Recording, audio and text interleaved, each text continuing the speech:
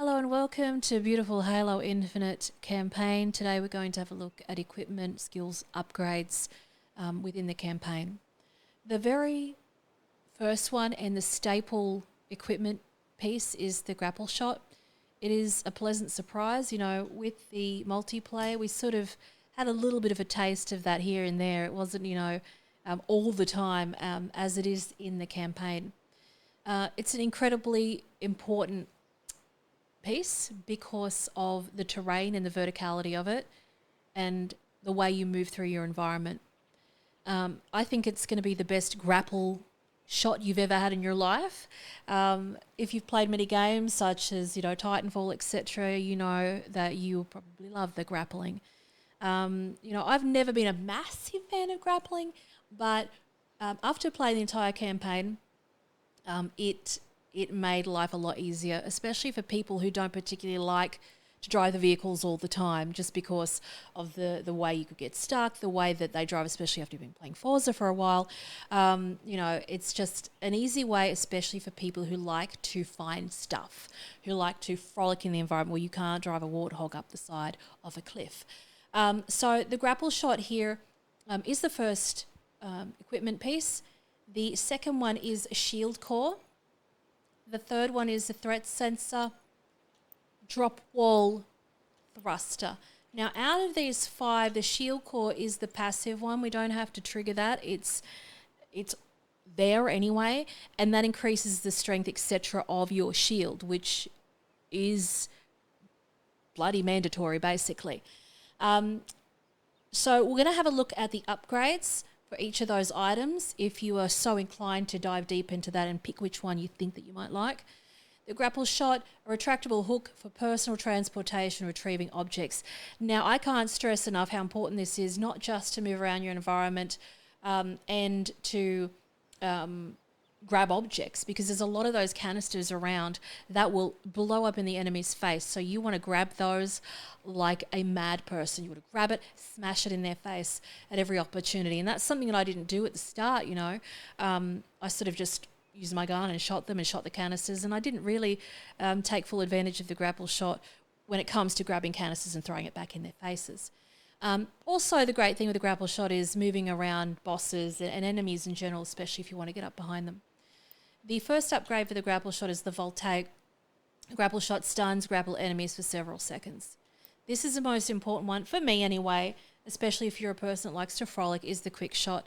Reduces grapple shot cooldown by 40%. So this enables you to go right up a mountain side and grapple, and then it'll let go a little bit, and then because of the 40% reduced cooldown, then you can grapple again, and it's sort of like grapple, let go, grapple, let go, grapple, you know what I mean? So there's a little video on that I'll link with this one, so you can just watch how that works if you haven't done it yet. So the quick shot is definitely one if you want to explore, but save your butt in general. If you fall off the edge, the quick shot will enable you to get back up to the surface quite easily, just with perfectly timed grappling. The next one is First Strike, delivers a powerful shockwave blast when holding melee while grappling. This is incredibly amazing. It smashes them to pieces when you're grappling. The next one is Reach, Fall increases the damage and radius of shockwave blast. Enemies within it will be stunned, and it's great.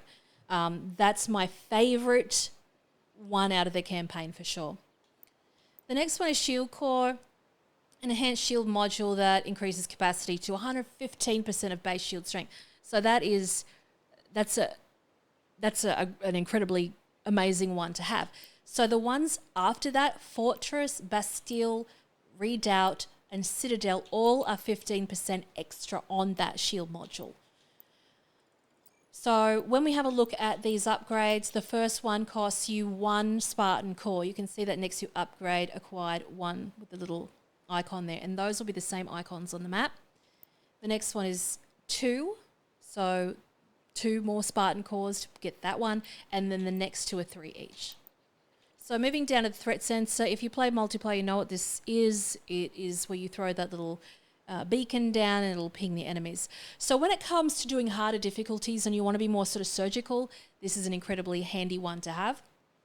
especially if you're a sniper too. A scout projectile that tracks enemies through walls and terrain. Increases, the next one, Seeker, is increases threat sensor detection radius by 50%. The next one is Operative, adds a second charge to the threat sensor. The next one is Clairvoyant, reduces threat sensor cooldown by 40%. The next one is Omniscience, adds uninterrupted enemy visibility to the threat sensor and reveals their health, which is very handy to have, especially if you're doing hard. Legendary. So the next one is going to be very handy for people who are loving to snipe. The first one, Drop Wall, that's the equipment piece. A single-sided deployable shield providing instant cover from enemy fire. The next one is, let's upgrade, Swift Shelter. Reduces drop wall cooldown by 20%. Rampart increases drop wall strength by 35%.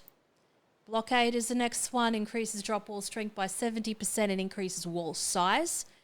And the one after that is Direct Current, which is going to be so handy, which is adding shock damage to any projectiles fired through the drop wall. So if you've got a sniper, you're going to ruin their day. So Thruster is the next one. We know what this is like if you've played the multiplayer, a module that activates short bursts of directional movement to evade attacks. The first upgrade for that is Afterburner, adds a second charge to your thruster. Third one, Thermal Control, reduces thruster cooldown by 20%. Impulse adds significant power to the thruster, allowing further and faster travel. And this is the important one for people. Escape Velocity adds a personal cloak effect to thruster, lasting 4 seconds after activation.